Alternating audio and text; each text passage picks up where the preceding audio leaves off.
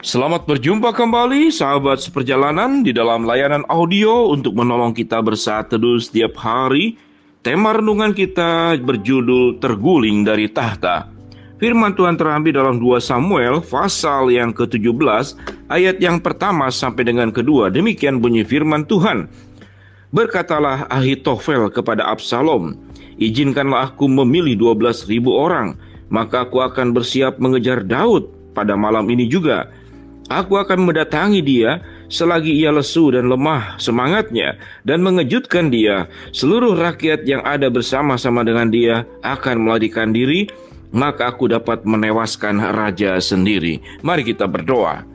Bapa yang di dalam surga, kami ingin belajar sebuah tema tentang terguling dari tahta, dan kami boleh menyadari bahwa kehidupan ini tidak ada yang kekal. Seluruh pencapaian-pencapaian yang kami terima, yang kami dapatkan, pada akhirnya haruslah dikembalikan untuk kemuliaan Tuhan. Dalam nama Tuhan Yesus kami berdoa, amin. Shalom sahabat seperjalanan yang dikasihi Tuhan. Adakah tata raja di dalam dunia ini yang langgeng selama-lamanya? Kita bisa menemukan beberapa presiden dan raja yang kemudian memerintah dengan sangat lama luar biasa. Namun pada akhirnya mereka akan turun dari tahta. Baik turun karena usia, baik turun karena pergantian, atau baik turun karena terguling dari tahta. Kita bertemu dengan satu pribadi, yaitu Daud. Daud yang dipakai oleh Allah luar biasa. Di dalam proses perjalanannya, dia menjadi satu-satunya pribadi yang bisa melawan Goliat tatkala semua orang takut mundur. Dan rasanya secara hitung-hitung matematika, secara kemampuan, tidak akan bisa mengalahkan Goliat. Atau dengan kata lain, Daud pasti terkalahkan. Namun, Tuhan mampu mengangkat Daud. Tuhan mampu menjadikan Daud tidak hanya mengalahkan Goliat, tetapi menjadi raja buat bangsa Israel. Di dalam proses mengalami kemenangan demi kemenangan, bagaimana Allah menyertai, dan bagaimana Daud kemudian menjadi pribadi yang setia mengikut Tuhan.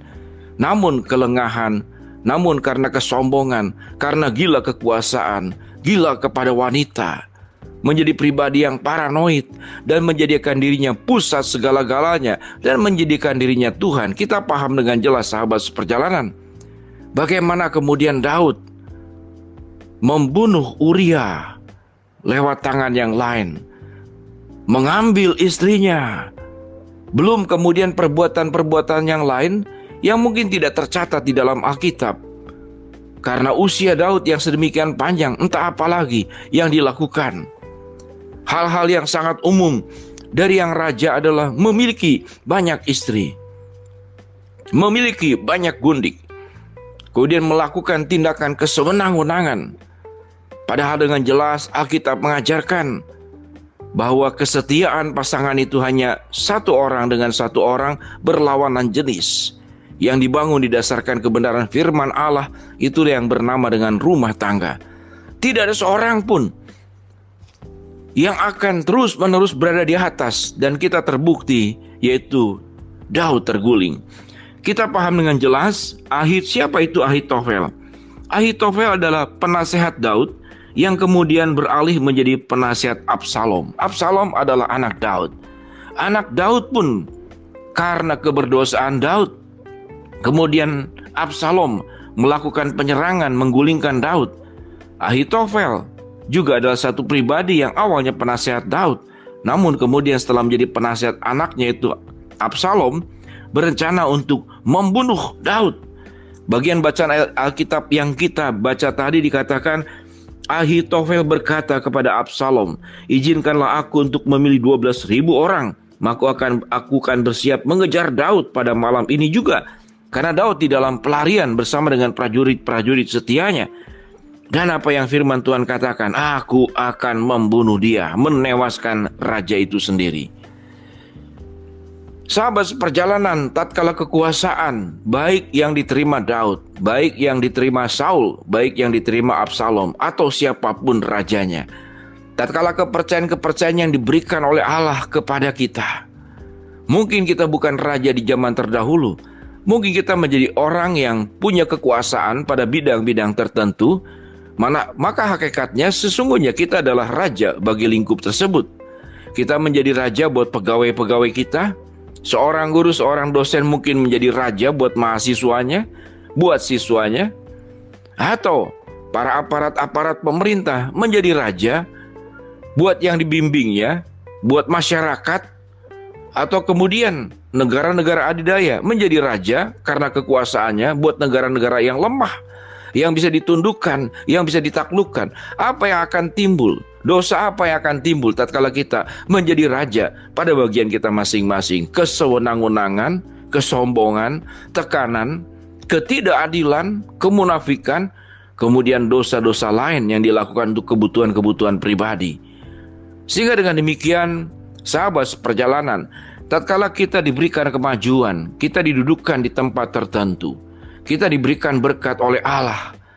Pada saat awal-awal mungkin kita seperti Daud, kita seperti Saul, kita seperti raja-raja lain yang dengan setia, dengan penuh ketakutan, dengan penuh rasa hormat kepada Allah, menyadari setiap berkat, setiap wewenang, setiap kuasa, setiap potensi yang ada pada kita berasal dari Tuhan.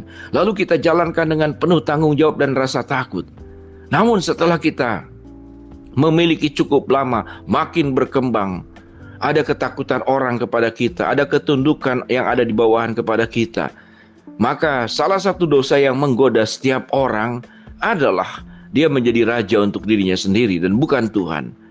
Siapapun dia, itu bisa berbahaya. Bahkan rohaniawan, pendeta hebat sekalipun bisa lupa bahwa yang perlu disembah, yang perlu ditaati, yang perlu diikuti adalah suara Tuhan, bukan suara pribadinya. Sahabat seperjalanan, bagian firman Tuhan ini biarlah kita boleh menyadari tidak ada yang kekal dalam dunia ini. Termasuk tahta-tahta kehidupan kita pun akan berguguran dengan alasan-alasan yang disebutkan tadi. Karena faktor usia, karena ada kekuatan yang lebih besar, atau karena kesalahan, kecerobohan, kesewenang-wenangan, akhirnya digulingkan oleh orang yang tidak suka karena kita sudah melakukan banyak keburukan. Tatkala seluruh kepercayaan itu ada pada tangan kita masing-masing. Sahabat seperjalanan, kita menjadi raja di atas pikiran kita. Kita menjadi raja di atas perasaan kita. Kita menjadi raja di atas kata-kata dan mata kita. Artinya, kitalah yang menguasai akan seluruh kehidupan kita. Namun maukah tatkala itu menjadi bagian yang kita miliki, yang ada dalam kendali kita, maukah kita punya ketundukan kepada Allah? Sehingga setiap berkat yang kita terima, setiap anugerah yang kita rasakan, itu dipertanggungjawabkan kepada Allah dan digunakan buat kemuliaan Allah, bukan dipakai buat kesewenang-wenangan, bukan dipakai buat kepentingan pribadi, dan bukan dipakai untuk perbuatan-perbuatan dosa yang bisa dengan sangat leluasa kita mainkan karena kita punya kekuasaan. Ingat baik-baik, tahta sehebat apapun, terbuat dari emas permata, tahta setinggi apapun akan terguling dengan alasan-alasan tadi. Dan yang paling utama, Tuhan bisa menggulingkan engkau dalam sesaat kalau kita tidak punya ketaatan. Mari dengan rasa hormat kita mengembalikan segala kemuliaan buat Tuhan. Mari kita berdoa. Bapa dalam surga, hamba-Mu berdoa buat sahabat seperjalanan yang sedang sakit, Tuhan jamah sembuhkan. Sahabat seperjalanan yang sedang menghadapi masalah, Tuhan bukakan jalan. Sahabat seperjalanan yang sedang berdoa mengharapkan sesuatu kepada Engkau, Tuhan akan kabulkan dengan cara dan waktunya Tuhan. Di dalam nama Tuhan Yesus, ajar kami untuk menyadari tidak ada tahta yang kekal dalam dunia ini, dan biarlah seluruh yang kami miliki kami kembalikan buat kemuliaan Tuhan. Dalam nama Tuhan Yesus kami berdoa. Amin. Shalom sahabat perjalanan, Tuhan memberkati kita semua.